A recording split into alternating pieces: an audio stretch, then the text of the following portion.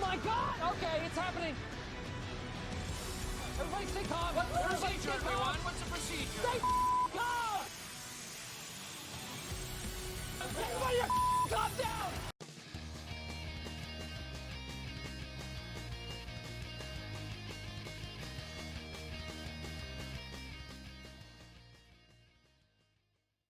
So this episode really came out of nowhere to me with how much I enjoyed it. There is plenty that I want to talk about. But first things first, let's go ahead and go over everything that happened. So at the end of last week's episode, we see that Skull Knightmon steals the Digitama before Takeru has a chance to grab it. Skull Knightmon then attacks, but the party is saved by the rest of Leomon's group. Skull Knightmon then flees on the back of Dark Maildramon, and the party chases after them on Garurumon.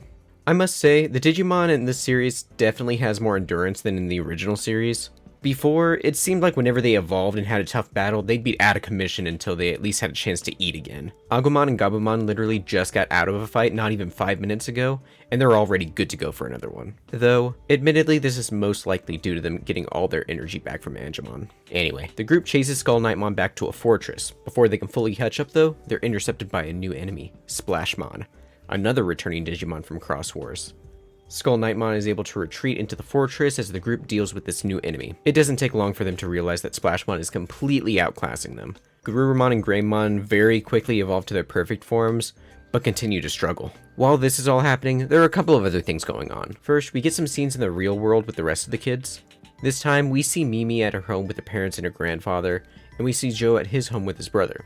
Even though these scenes are short, I still really like them because they were giving me that little fix of character development that I really want from the characters in this series. We also see that Koshiro is able to update the Digivices to allow the kids to communicate with their respective Digimon remotely. This is actually really interesting because it's not something that we saw in the original series at all.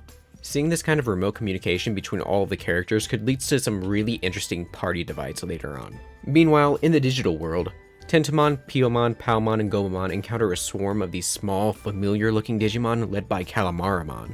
The episode cuts away from this though, and while the battle is going on with Splashmon, Takeru is for some reason going down a large hole they saw earlier. It's not really explained what causes Takeru to go down there, whether he's just looking for a way to get to Angemon, or the Digimon that's revealed later is calling to him. I'm interested to know what you guys think though. I also want to take a moment so we can appreciate Takeru's awesome grip strength and his giant hands. Anyway, Takeru eventually makes his way to a weird force field. Behind it, he sees this giant eye, and he uses his Digivice to break the barrier. Meanwhile, back above, where Garurumon and Metal Greymon are getting completely destroyed. Every time it looks like they're about to get the upper hand, Splashmon goes Chaos Mode and fluidly dodges each attack. He eventually knocks Where Garurumon out of his perfect form, and chomps down on Metal Greymon in possibly the most gruesome scene in the series so far. I mean, look at that. That's terrifying. Metal Greymon is being tossed around like a dog's toy, and there's nothing anyone can do about it. Also, as they've been attacked, the Digimon were getting infected by this miasma virus and losing their strength. Almost half of Metal Greymon is completely corrupted at this point, and he can't do anything as Splashmon slowly drags him to the miasma pool to finish him off. Taichi runs to try and help Metal Greymon, but he can't really do anything against this massive foe. However, when all seems lost, Taichi's Digivice begins to glow, and it fills Metal Greymon with an energy to fight back once again. This gives us, or at least me, the biggest surprise of the series so far. Metal Greymon converts the virus data he was infected with into a new power, which I've seen referred to online as Alterous Mode. He uses this power to defeat Splashmon before turning back into Agumon. Takeru then appears on the head of the newly freed Digimon, Eldoradimon, which seems to be the foundation for this fortress. The episode ends off with the other Digimon discovering that the little Digimon that they saw before are actually an in-training form of Agumon, the enemy from the first 3 episodes, and Calamaramon is leading them in what seems to be a plan to crash a ship into a nearby harbor. So there was a lot that happened in this episode. I already touched on this before, but I am really happy to see where the series is taking things now, especially with all the kids in the real world. Showing us their home lives has me excited for later character developments, and seeing that Koshiro is actively able to update the Digivices to implement new features is really neat. I'm excited to see how they're going to re-enter the digital world, if they do at all, and how they're going to battle against Calamaramon and prevent this disaster. With the ship rapidly approaching land, it looks like they're going to go with a similar time limit themed battle like our war game, but if they're able to do it with just these Digimon and not Omegamon, I will be super excited. Without Omegamon, they're going to need to work together to overcome this challenge, and not actually being in the digital world to help their partners is going to be a neat challenge to overcome. I mentioned this last episode, but I'm also really enjoying the variety of Digimon that we're seeing. especially those coming from other series. Skull Knightmon is from Cross Wars, and so is Splashmon. Calamaramon is from Frontier, and Eldoradamon is from Savers. I stopped watching Digimon consistently after Tamers, so almost all of these Digimon are completely new to me.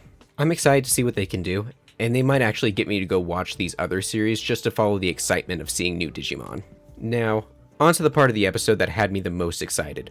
Metal Greymon Alterous Mode. I did not see this coming at all. Honestly, when Takeru found the Holy Feather on the ground, I initially thought that we were going to get Omegamon again in this episode. Eventually, after seeing Metal Greymon get beaten up and dragged away, I thought maybe instead we were going to see War Greymon, or maybe even Machinedramon or Mugendramon, since he was being corrupted by a virus. Seeing this new power come out though was a complete surprise. For those like me who weren't immediately familiar with this new arm that he got, this is the arm of Metal Greymon's virus form when it carries the X antibody, which is basically a vaccine that causes a Digimon to appear in a different form and have different abilities. We don't see much mention of the X antibody in the anime, but go look it up online, or watch the X Evolution movie if you want to learn more about it. It's a really interesting plot element in Digimon, and I'm excited to see if this season will touch on it in any way. Anyway, the reason I was so excited about this new power is because it's really the first new thing that we've seen from this series when compared to the original. Sure, we've had different story beats in Digimon, but nothing so far has really felt that new or made the series stand apart from the original until now. Having Digimon be able to potentially unlock new powers from their X antibody or virus variants is really exciting. And I wonder if it's going to be something that Digimon can just do from now on, or only when certain criteria are met. Either way, I really hope that Metal Greymon's not the only one who gets something like this. Even though Agumon is my favorite evolution line from the anime, I really want the others to get similar treatment. This will also be a way to get them to keep their perfect forms for a little bit longer before showing off the Mega or Ultimate forms, so that's pretty exciting as well. Anyway, all in all, I'm really excited with this most recent episode, and can't wait until next week to see what's going to happen next. What did you all think about this episode though? Was seeing Metal Greymon's new form surprising to you too? Were you excited to see them change things up a little to what we're familiar with? Or would you actually prefer that they didn't even change things like this? Do you think we might see similar forms with other Digimon, or at the very least Were Garurumon in the future? Or do you think it's going to be a pretty rare thing that will only happen under certain circumstances? Let me know all your thoughts in those comments. Anyway, that will do it for me. So thank you as always for watching, and I will catch you in the next one.